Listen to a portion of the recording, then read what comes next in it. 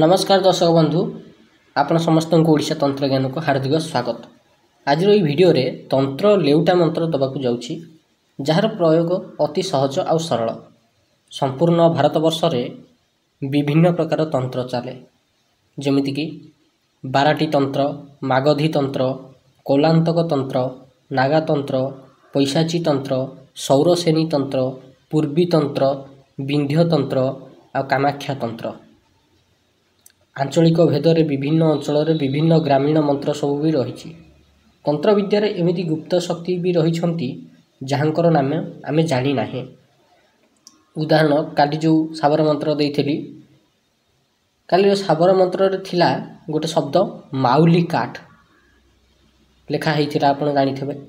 से माउली भी जड़े देवी जी कि आदिवासी लोक जानती, हेले आमे सहरी लोक एभली देवींकर ना केबे जानिने, कौन सी बहिरे पढ़ीने कि कहाठारू शुणीने। सहर रे रहीकरी तंत्र विद्यार पारंगम हेले भी आदिवासी तंत्र सामने बेले बेले हारिबा को पड़े। तेबे किए आखपाखरे केउं तंत्र मंत्र प्रयोग करुछि ता विषय रे आमे एते जानिने।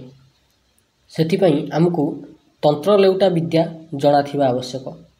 तंत्र लेउटा विद्या प्रयोग कले जो तांत्रिक गुणीगारी करिथबो से गुणीगारी ता पाखकू पलई जीव रिटर्न।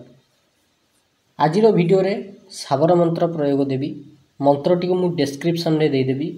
ये मंत्र जो दिन शनिवार संक्रांति पड़िवो नचेते मंगलवार दिन संक्रांति पड़िवो सेई दिन 1008 थर जप करनेले मंत्र सिद्ध हो जाए।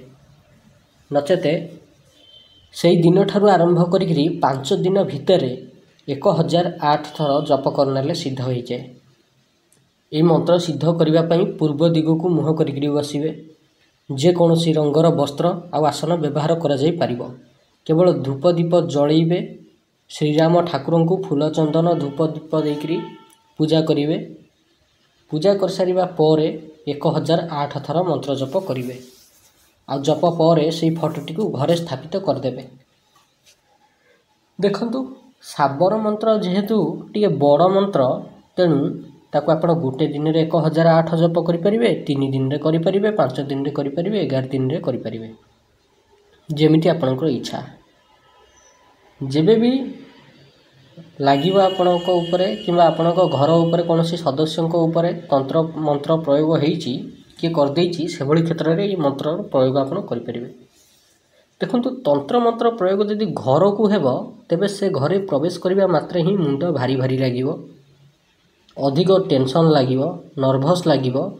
घर भीतर को प्रवेश करबा मात्रे से घर भीतर सबुबले झगड़ार माहौल तैयारी हो जाइथबो। से घर भीतर केबे शांति मिलिबनी।